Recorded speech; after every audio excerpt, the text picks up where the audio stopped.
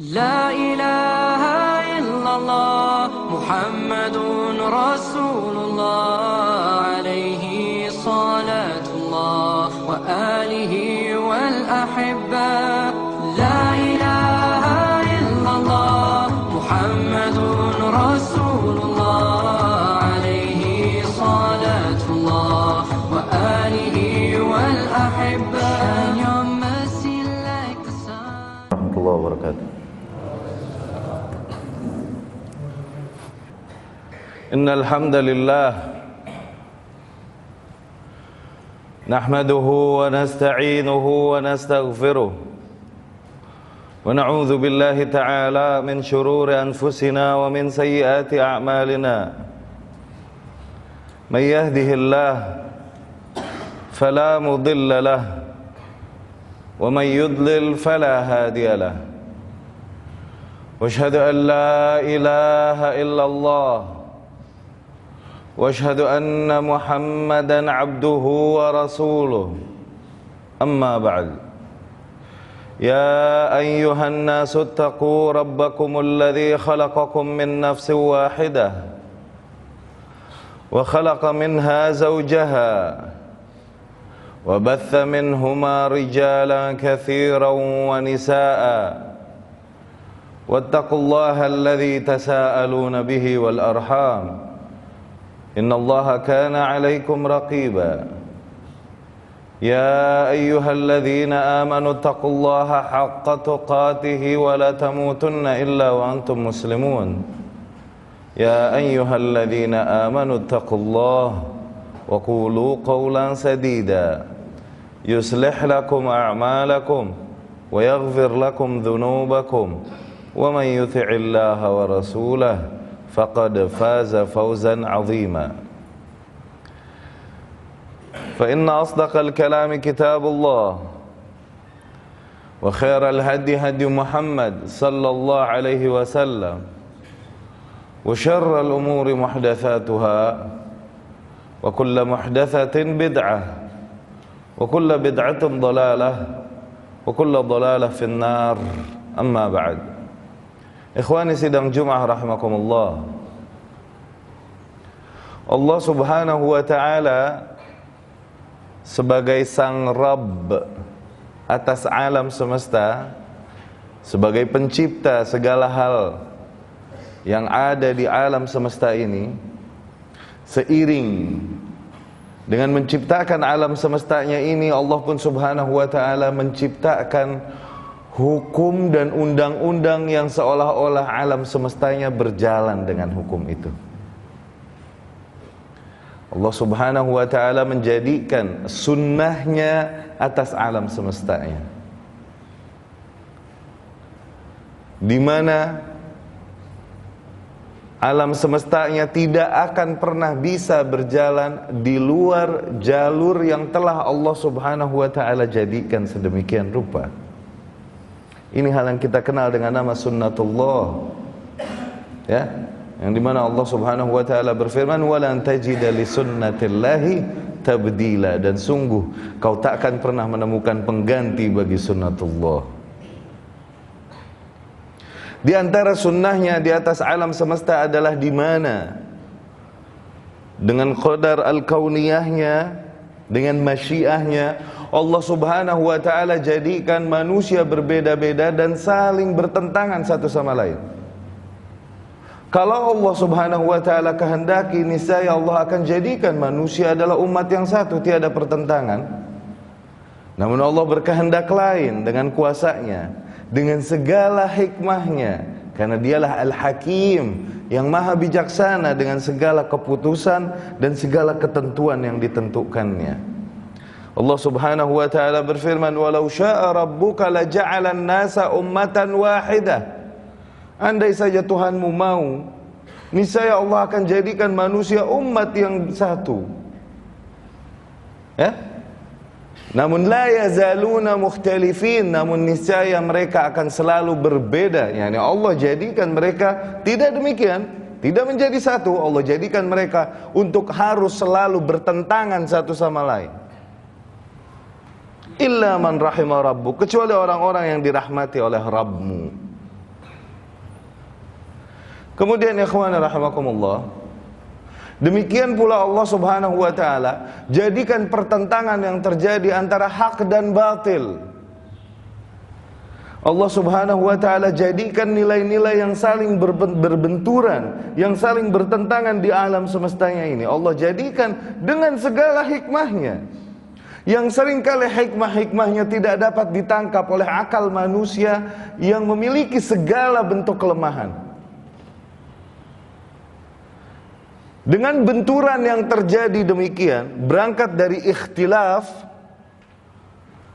yang kemudian terjadi benturan antara hak dan batil, antara syirik dan tauhid, antara iman dan kufur, antara sunnah dan bid'ah, yang membawa kepada benturan para ahlinya, ahlu tauhid dan ahlu syirk, yang harus selalu berbenturan.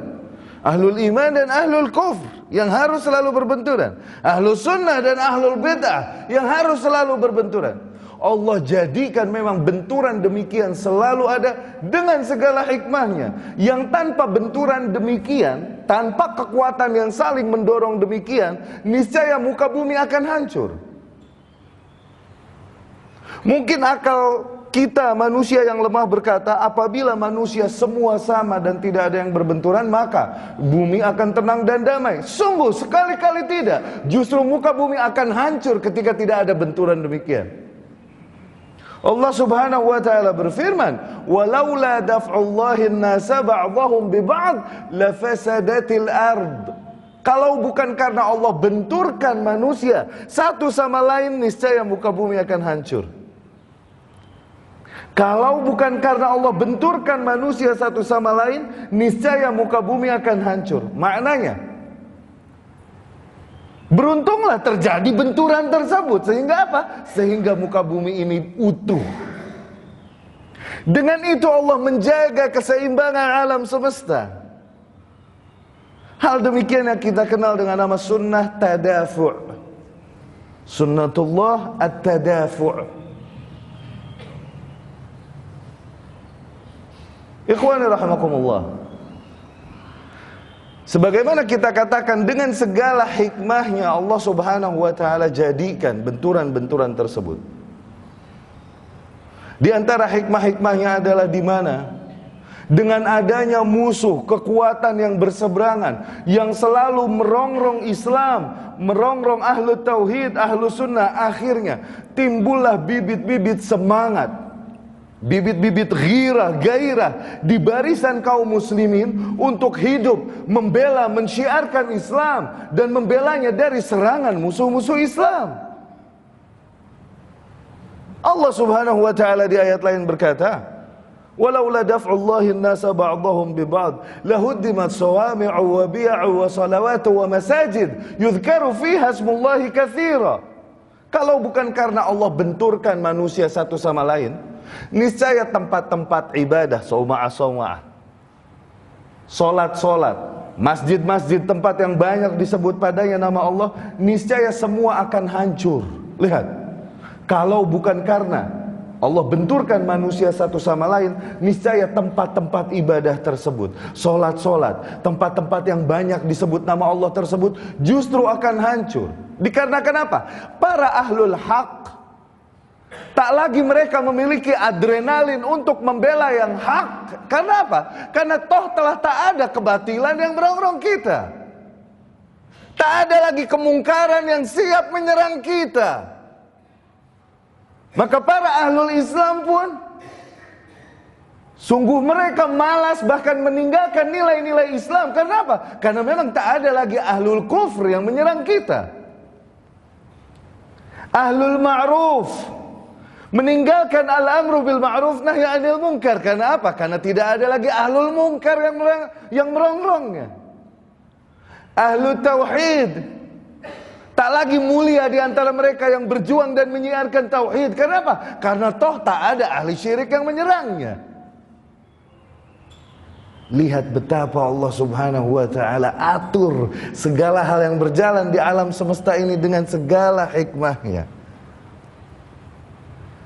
Maka demikian ikhwan rahimakumullah, apabila kita membaca sejarah perjalanan umat Islam sejak zaman Nabi Muhammad sallallahu alaihi wasallam, atau membaca sejarah perjalanan umat secara keseluruhan sejak zaman Adam alaihi salam, akanlah selalu kita temukan barisan-barisan sebagian kaum atau kebanyakan kaum yang selalu saja memusuhi dakwah yang hak dari zaman ke zaman. Allah harus selalu jadikan mereka sebagai apa? Sebagai pencambuk, pemacu adrenalin para kaum muslimin, para penyeru hak. Sehingga tampaklah di antara kaum muslimin, mana di antara mereka yang mau berjuang demi tauhid, mana di antara mereka yang mau memperjuangkan kemurnian ajaran sunnah Rasulnya sallallahu alaihi wasallam, mana di antara mereka yang hanya peduli dengan dunia dan nikmat-nikmatnya yang terus membuatnya terlena, dan mana di antara mereka yang justru berafiliasi mengambil barisan kepada para ahlu syirk, ahlul bid'ah, dan meninggalkan perjuangan di jalan tauhid, di jalan sunnah. Akan selalu kita temukan demikian. Di syariat Muhammad sallallahu alaihi wasallam, sejak berjalannya agama ini, muncullah bid'ah-bid'ah yang terjadi. Selain juga ahlul kufr yang tak pernah berhenti menyerang kaum muslimin, melihat celah-celah yang ada pada barisan kaum muslimin untuk menjadikan hal tersebut sebagai kesempatan bagi mereka untuk menyerang kaum muslimin. Allah subhanahu wa ta'ala mengkhabarkan isi hati mereka kepada kita. Walan tarda ankal yahud walan nasara hatta tattabi'a millatahum. Takkan ridha selamanya kepada kalian kaum Yahudi dan kaum Nasrani sehingga kalian mengikuti agama mereka, meninggalkan agama kalian. Mereka akan lakukan segala daya upaya untuk itu. Belum lagi di barisan intern kaum muslimin, para ahlul bid'ah yang akan selalu muncul silih berganti di setiap zaman dengan berbagai firqah-firqahnya yang tak akan pernah berhenti, bermula dengan al-bid'ah, dengan ibunya bid'ah, yaitu munculnya kaum khawarij pada masanya. Setelah itu munculnya qadariyah, setelah itu munculnya syiah, munculnya murji'ah, yang tak henti-hentinya terus firqah-firqah demikian muncul di barisan kaum muslimin. Hal ini memang takkan pernah ada hentinya. Musuh kita bukan satu, musuh kita bukan hanya kafir. Seringkali musuh kita berada di dalam barisan kita.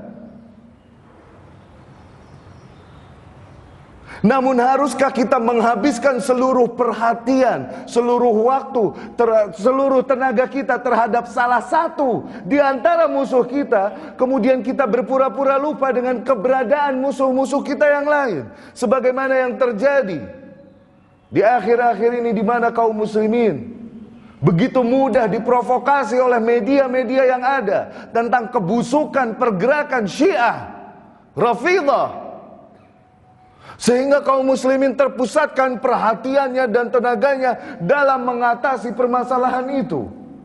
Padahal demi Allah, permasalahan kita bukan hanya Syiah. Ada anjing-anjing neraka yang meneteskan liurnya dan tak henti menggonggong kepada kita, khawarij, yang memporak-porandakan barisan kaum muslimin sejak zaman awal. Ada lagi ahlu syirk yang tak pernah bersih negeri ini dari hal itu. Para penyembah kubur, para penyembah batu, para penyembah pohon keramat dan keris-keris yang dikeramatkan. Musuh kita begitu banyak.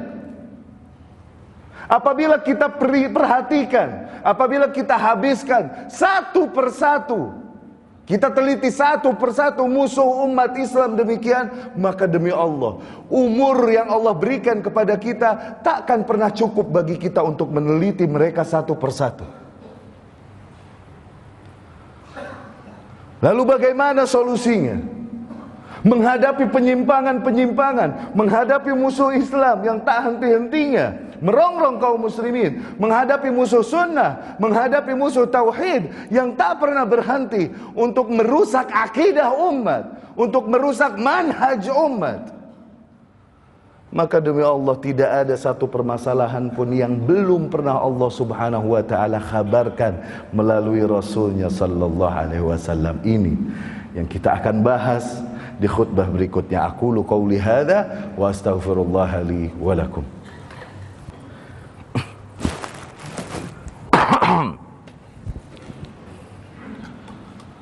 Bismillahi walhamdulillahi wa qad kafa. Wassalatu wassalamu ala sayyidil mustafa wa ala alihi wa ashabihi wa man kanu bi atharihi muqtafa, amma ba'd. Ikhwani rahimakumullah, sebagaimana telah kita katakan, begitu banyak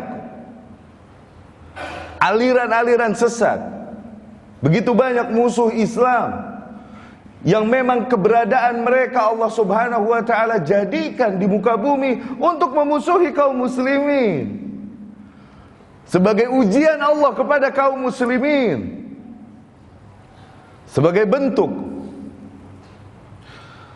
di mana Allah Subhanahu wa ta'ala menampakkan kualitas individu tiap kaum muslimin bukan di hadapan zatnya, dia maha tahu, namun di hadapan tiap individu itu sendiri, sehingga setiap orang tahu sejauh mana kekuatan beragamaku, sejauh mana kepedulianku terhadap agamaku.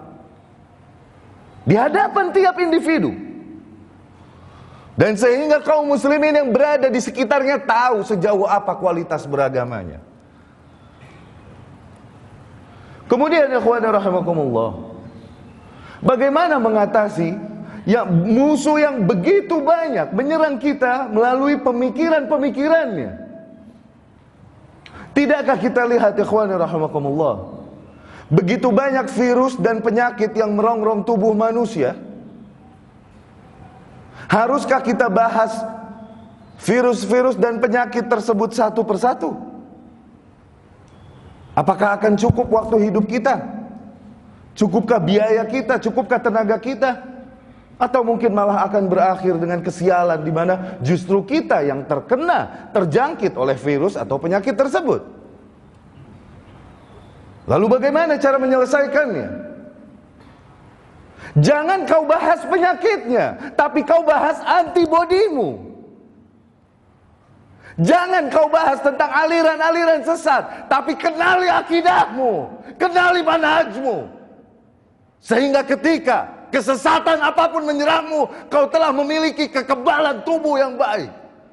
Perbaiki akidahmu, tauhidmu, kenali agamamu, kenali ajaran Rasulmu sallallahu alaihi wasallam. Arun alaik, shame on you, malu, aib atasmu ketika kau lebih mengenal bahasa kafir daripada bahasa yang Allah turunkan dengan itu kitabnya, daripada bahasa yang dengan itu Allah utus Rasulnya sallallahu alaihi wasallam. Aib atasmu ketika kau mengeluarkan puluhan, ratusan juta untuk ilmu-ilmu duniawi.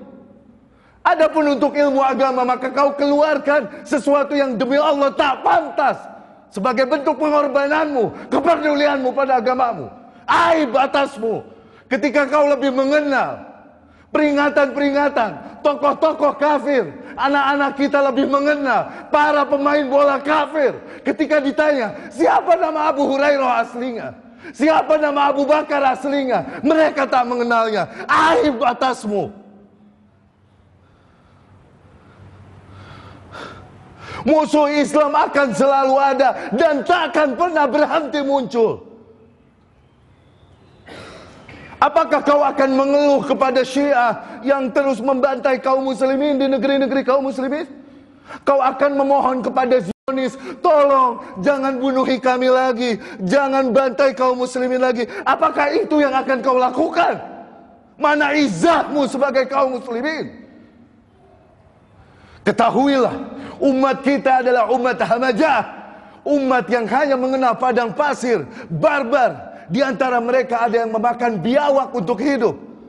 Menjadi umat yang menggetarkan dunia, menakutkan kutub-kutub kekuatan bumi, menjatuhkan Romawi dan Persia. Dengan apa? Dengan tauhid. Perang Badar 317 lawan 1000, namun kita dapat menang. Kalian pikir kita mengalahkannya dengan pedang? Dengan tauhid. Pedang bentuk apa yang jumlahnya 317 dapat mengalahkan yang 1000? 30.000 kaum muslimin di perang Yarmuk melawan 250.000 Romawi. Kita dapat mengalahkannya dengan apa? Dengan tauhid.